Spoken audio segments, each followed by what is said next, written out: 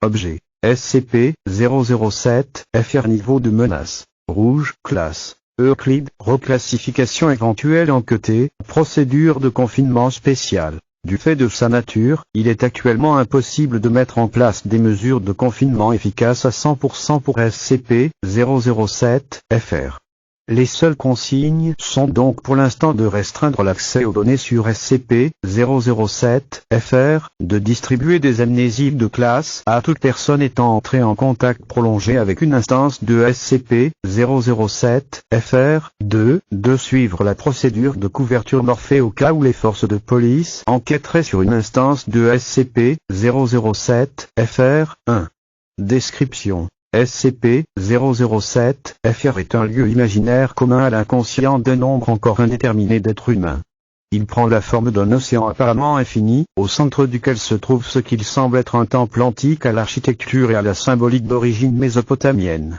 Si SCP-007, FR apparaît dans l'inconscient d'un sujet, celui-ci est à partir de ce moment désigné comme étant SCP-007, FR, 1. L'objet ne semble infecter que les sujets ayant un imaginaire développé. Ceci étant difficile à définir, le choix a été fait de se référer au test de Renault-Hoffmann pour déterminer les possibilités de contagion. Le risque est extrêmement élevé, du fait que SCP-007, FR pousse SCP-007, FR, 1 à étendre l'infection à d'autres sujets en parlant, en le décrivant, ou par n'importe quel moyen que ce soit. Les chercheurs devront donc faire preuve de précaution lorsqu'ils interagiront avec un sujet infecté. SCP-007, FR, 1 accède à SCP-007, FR soit dans ses rêves lors d'une période de sommeil paradoxal, soit lorsque le sujet de sa pensée dévie vers SCP-007, FR. Son imagination fonctionne alors normalement, et il peut donc potentiellement y faire tout ce qu'il veut. Cependant, les rapports d'exploration sous hypnose décrivent une intense curiosité à propos de ce qui se trouve à l'intérieur de la construction. La plupart des sujets montreront donc ce qu'ils décrivent comme étant des escaliers trempés et glissants qui mènent jusqu'en haut du temple, et y entreront par une ouverture circulaire.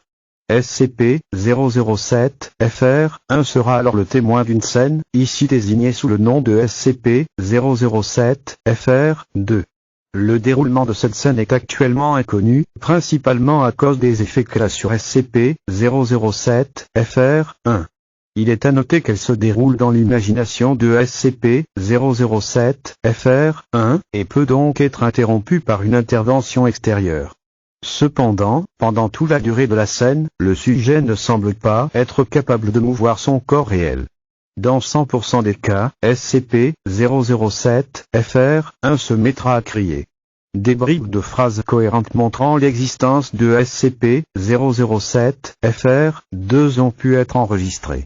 À partir du moment où SCP-007, FR, 2 commence, SCP-007, FR, 1 ne peut plus faire dévier son imagination ou son rêve par sa seule volonté, d'où la nécessité d'une intervention extérieure. Si SCP-007, FR, 2 n'est pas interrompu et se déroule dans son entièreté dans l'imagination de SCP-007, FR, 1, celui-ci adoptera alors un comportement hautement suicidaire. Il suivra cependant une procédure très précise, semblable à celle utilisée dans le cadre de sacrifices dans les cultures antiques, voire addendum. La procédure se déroule ainsi dans 98% des cas. Le sujet endommage violemment son ou ses poignets, il récolte son sang et l'utilise pour tracer autour de lui des symboles semblables aux alphabets cunéiformes antiques, il module son cri pour produire une phrase dans une langue encore non identifiée, il se suicide soit par égorgement, soit par éventration, soit par destruction du cœur, soit par arrêt violent des fonctions cérébrales, soit par décapitation, dépendamment du matériel à disposition. Il n'exprimera aucune volonté d'interagir avec son environnement autrement que par la violence, et restera imperméable à toute tentative de discussion ou de raisonnement. L'utilisation d'un amnésique de classe a été à ce jour le seul moyen fonctionnel à 100% pour effacer SCP-007, FR de l'inconscient de SCP-007, FR, 1. Lorsqu'ils sont interrogés après coup, les survivants déclareront ne pas savoir comment ni quand ils ont imaginé pour la première fois SCP-007, FR, et être persuadés d'en être les créateurs. Addendum. Rapport de découverte. Le premier événement lié à SCP-007 FR consigné dans les archives de la Fondation fut le suicide rituel en 19 de 3 élèves du lycée, France. Certains de leurs camarades, dont ils racontèrent aux enquêteurs que les victimes passaient leur temps libre à écrire à propos d'un lieu qu'ils avaient imaginé. Cet événement ne fut pas classé. Cependant, il attira à nouveau l'attention des enquêteurs de la Fondation lorsqu'ils furent retrouvés morts dans les mêmes circonstances que leurs camarades. L'étude de leurs affaires personnelles et plus particulièrement du journal intime permit d'établir un lien entre le lieu imaginaire et le suicide rituel des victimes.